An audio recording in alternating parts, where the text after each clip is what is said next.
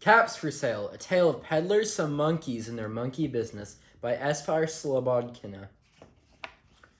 Once there was a peddler who sold caps, but he was not like an ordinary peddler carrying his wares on his back. He carried them on top of his head.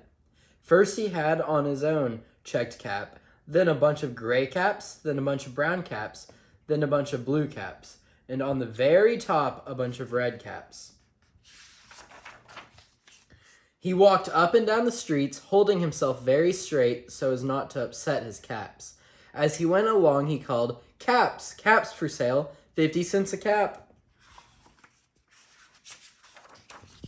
One morning, he couldn't sell any caps. He walked up the street and he walked down the street, calling, "Caps, caps for sale, 50 cents a cap." But nobody wanted any caps that morning. Nobody wanted even a red cap. He began to feel very hungry, but he had no money for lunch. "I think I'll go for a walk in the country," said he.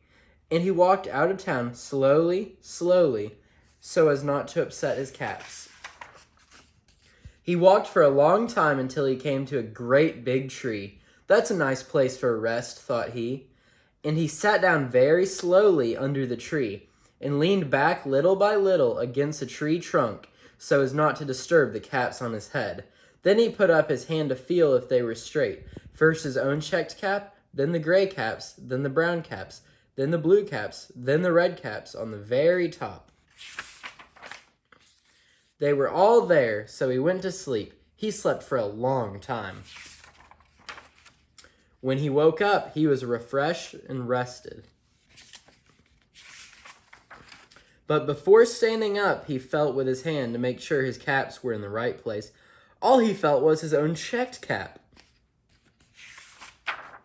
He looked to the right of him, no caps. He looked to the left of him, no caps.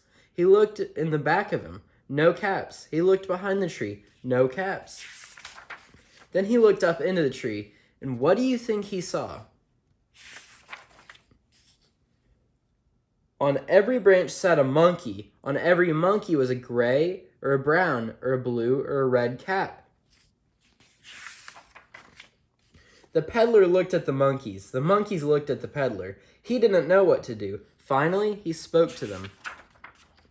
"You monkeys, you," he said, shaking a finger at them. "You give me back my caps." But the monkeys only shook their fingers back at him and said, "Zzz, zzz, zzz."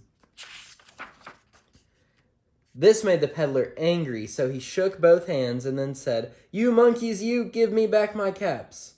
But the monkeys only shook both their hands back at him and said, "Zzz, zzz, zzz." Now he felt quite angry. He stamped his foot and he said, "You monkeys, you better give me back my caps." But the monkeys only stamped their feet back at him and said, "Zzz, zzz, zzz." By this time, the peddler was really very, very angry. He stamped both his feet and shouted, "You monkeys, you must give me back my caps." But the monkeys only stamped both their feet back at him and said, "Zzz, zzz, zzz." At last, he became so angry that he pulled off his own cap, threw it on the ground, and began to walk away. But then, each monkey pulled off his cap. And all the gray caps, and all the brown caps, and all the blue caps, and all the red caps came flying down out of the tree. So the peddler picked up his caps and put them back on his head. First his own checked cap, then the gray caps, then the brown caps, then the blue caps, then the red caps on the very top. And slowly, slowly, he walked back to town calling, "Caps, caps for sale, 50 cents a cap." The end.